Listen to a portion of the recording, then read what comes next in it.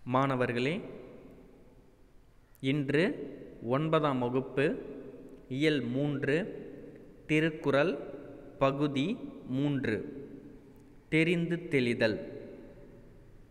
குறள் எண் 10. குணம் நாடி குற்றமும் நாடி அவற்றுள் மிகை நாடி மிக்க கொளல்.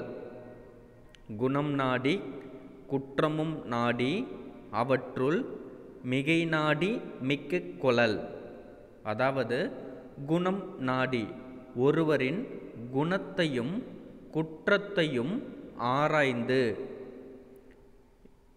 ஒருவருடைய குணத்தையும் நாம் ஆராய வேண்டும், அவருடைய குற்றமும் நாடி குற்றத்தையும் நாம் ஆராய வேண்டும். நாடி என்றால் ஆராய்ந்து. அவற்றுள் மிகை நாடி மிகுதியானதை கொண்டு மிக்க கொளல், அவரை பற்றி நாம் முடிவு செய்ய வேண்டும். குணம் நாடி குற்றமும் நாடி அவற்றுள் மிகை நாடி மிக்க கொளல். ஒருவரின் குணத்தையும் குற்றத்தையும் ஆராய்ந்து அறிந்து அவற்றுள் எது மிகுதியாக காணப்படுகிறதோ அதை கொண்டு அவர் எத்தகையவர் என்று முடிவு செய்தல் வேண்டும். இக்குறட்பாவில் சொற்பொருள் அணி பயின்று வந்துள்ளது. சொற்பொருள் அணி என்றால் என்ன? செய்யுளில் வந்த சொல்லே மீண்டும் மீண்டும் வந்து ஒரே பொருளை உணர்த்தினால் அதற்கு பெயர் சொற்பொருள் பின்வரு நிலையணி. இக்குறட்பாவில் நாடி என்னும் சொல் பலமுறை வந்து ஆராய்ந்து என்னும் ஒரே பொருளை தருவதால் இது சொற்பொருள் பின்வரு நிலையணி ஆயிற்று. குணம் நாடி குற்றமும் நாடி அவற்றுள் மிகை நாடி மிக்க கொளல். இக்குறட்பாவில் நாடி என்ற சொல் மீண்டும் மீண்டும் வந்து ஒரே பொருளை தருகின்றது. அதாவது ஆராய்ந்து என்ற பொருளை தருகிறது. அதனால் இது சொற்பொருள் பின்வரு நிலையணி ஆகும்.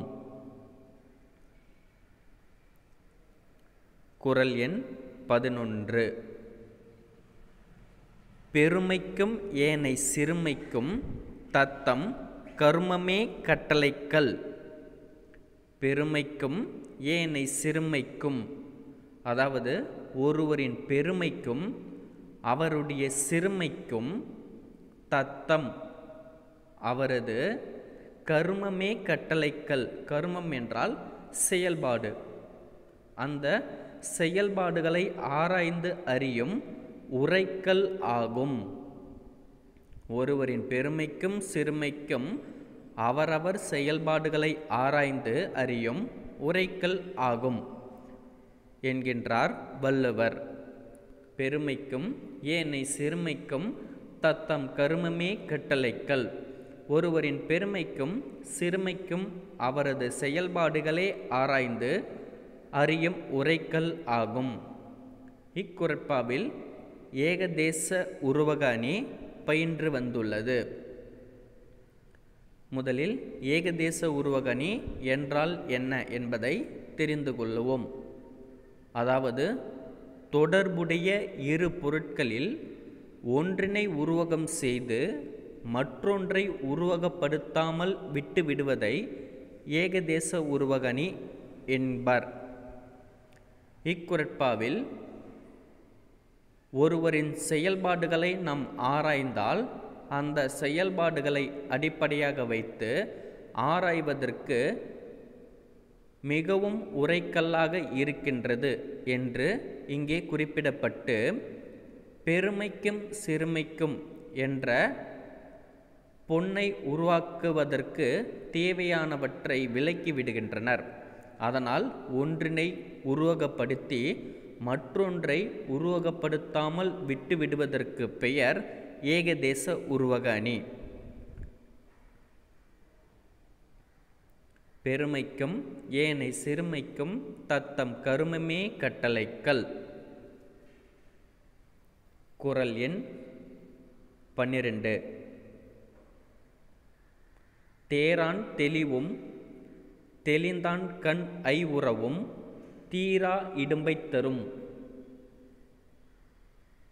அதாவது தேரா தெளிவும் ஆராயாமல் ஒருவரை தேர்வு செய்வதும் தெளிந்தான் கண் ஐவுறவும் அவ்வாறு தேர்வு செய்த பின் ஐவுறவும் அவரை பற்றி ஐயப்படுதலும், ஐயம் என்றால் சந்தேகப்படுதலும் தீரா இடும்பை தரும், தீராத துன்பத்தை தரும்.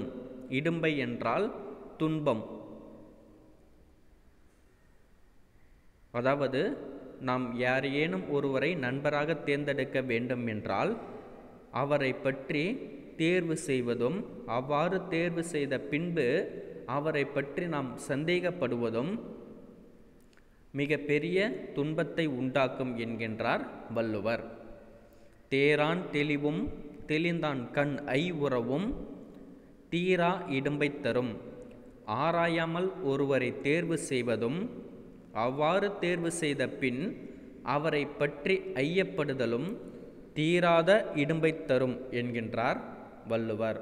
அதாவது நம்முடைய நண்பர்கள் எவராக இருந்தாலும் சரி, அவரை நாம் தேர்வு செய்வதும், அவ்வாறு தேர்வு செய்த பின்பு அவன் சிறந்த நண்பனா இல்லையா என்பதை பற்றி நாம் சந்தேகப்படுவதும் நமக்கு தீராத துன்பத்தை உண்டாக்கும் என்கின்றார் வள்ளுவர். அடுத்த அதிகாரம் ஒற்றாடல். குறள் எண் 13. ஒற்றுற்றி தந்த பொருளையும் மற்றுமோர் ஒற்றினால் ஒற்றிக்கொளல். ஒற்றுற்றி தந்த பொருளையும் மற்றுமோர் ஒற்றினால் ஒற்றிக்கொளல். அதாவது ஒற்றுற்றி தந்த பொருளையும், ஒற்றர் ஒருவர் சொன்ன செய்தியை மற்றொரு ஒற்றரால் அறிந்து முடிவு செய்க. எவ்வாறு என்றால், ஒற்றன் ஒருவன் மறைந்திருந்து கேட்டு தெரிந்ததையும் மற்றோர் ஒற்றரை அனுப்பி அறிந்து வரச் செய்து அவற்றை ஒப்பு நோக்கிய பின்பே மன்னன் அவனை உண்மை என நம்ப வேண்டும். இல்லையென்றால் அவரை பற்றி விட்டுவிட வேண்டும் என்று வள்ளுவர் கூறியுள்ளார். ஒற்றர் ஒருவர் சொன்ன செய்தியை மற்றொரு ஒற்றரால் அறிந்து முடிவு செய்த வேண்டும். அதாவது மன்னன் ஒருவனிடம் ஒரு ஒற்றன் ஒருவன் வந்து ஒரு செய்தியை கூறினால் அந்த செய்தியை உண்மைத்தன்மை என்ன என்பதை பற்றி மற்றொரு ஒற்றன் என்பவரை கேட்டு தெரிந்து கொள்ள வேண்டும்.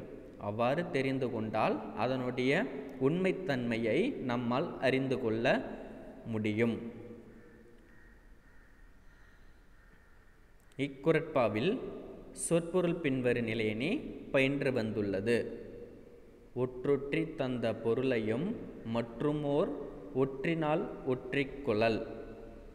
இதில் ஒற்றி என்ற ஒரே சொல் மீண்டும் மீண்டும் வந்து ஒரே பொருளை தருவதால் இதற்கு சொற்பொருள் பின்வரு நிலையணி ஆகும்.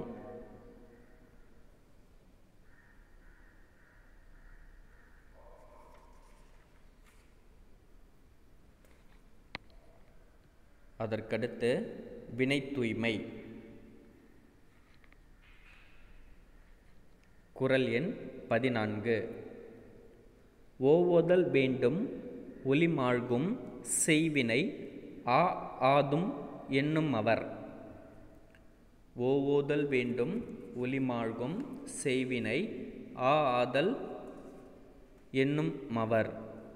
அதாவது வாழ்வில் உயர நினைப்பவர் புகழை கெடுக்கும் செயல்களை புறம் தள்ள வேண்டும். ஓவுதல் வேண்டும், மேலும் மேலும் மேம்பாடு அடைய விரும்புகின்றவர்கள் ஒளிமாழ்கும் தம் புகழ் கெடுவதற்கு செய்வினை செயல்களை ஆதும் என்னும் அவர் செய்யக்கூடாது. அதாவது தன்னுடைய வாழ்வில் எவர் ஒருவர் உயர நினைக்கின்றாரோ அப்படி உயர நினைப்பவர்கள் தன்னுடைய புகழை கெடுக்கும் எந்த ஒரு தீய செயல்களையும் அவர்கள் புறம் தள்ளி வைக்க வேண்டும் என்கின்றார் வள்ளுவர். அதாவது தேவையற்ற தீய செயல்களை ஒதுக்கிவிட வேண்டும் என்கின்றார் வள்ளுவர். இப்பாடல் மனப்பாட பகுதி. ஓவுதல் வேண்டும் ஒளிமாழ்கும் செய்வினை ஆதும் என்னும் மவர். அதற்கடுத்து குறள் எண் 15. ஈன்றால் பசி காண்பான் ஆயினும் செய்யற்க சான்றோர் பழிக்கும் வினை. ஈன்றால் பசி காண்பான், பெற்றெடுத்த தாயே பசியால் துன்பம் உறுவதைக் கண்டு வருந்த நேர்ந்தாலும் அறிவுடைய சான்றோர் பழிக்கும் இழி செயல்களை செய்யக்கூடாது. தாயின் பசியை கண்டபோதும் சான்றோர் பழிக்கும் செயல்களை செய்யாதே என்கின்றார் வள்ளுவர். ஈன்றால் பசி காண்பான் ஆயினும் செய்யற்க சான்றோர் பழிக்கும் வினை. ஈன்றால் நம்மை ஈன்றெடுத்தவங்கள் பெற்றோர், தாயே பசியால் துன்பம் உறுவதைக் கண்டாலும் அல்லது வருந்த நேர்ந்தாலும் சரி, அறிவுடைய சான்றோர் பழிக்கும் இழிவான செயல்களை செய்யக்கூடாது என்கின்றார் வள்ளுவர். குறள் எண் 16. சலத்தால் பொருள் செய்தே மார்த்தால் பசுமண் களத்து நீர் பெய்தியி ஈற்றி.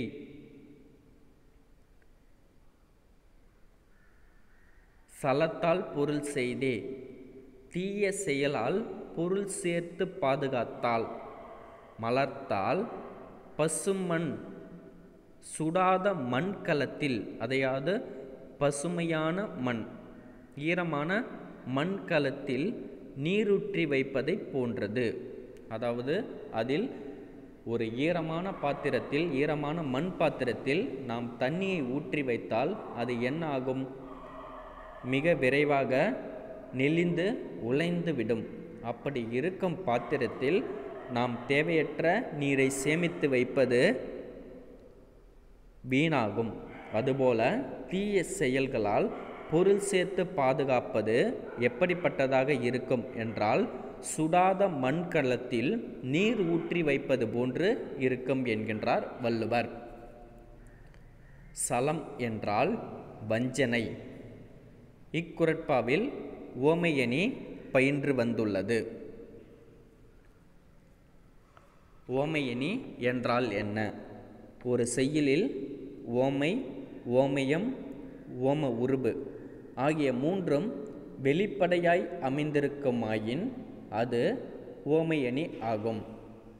இதில் உவமை பசுமண் களத்து நீர் பெய்தி ஈற்றி, உவமேயம் சலத்தால் பொருள் செய்தே மார்த்தல், உவமை உருபு அற்று. இக்குறட்பாவின் அணி இலக்கணம்: வஞ்சகமான வழிகளில் பொருள் சேர்த்து அப்பொருளை பாதுகாப்பது உலராத பச்சை மண் பானையில் நீர் நிறைத்து பாதுகாக்க முயல்வதை போன்றது ஆகும் என்கின்றார் வள்ளுவர்.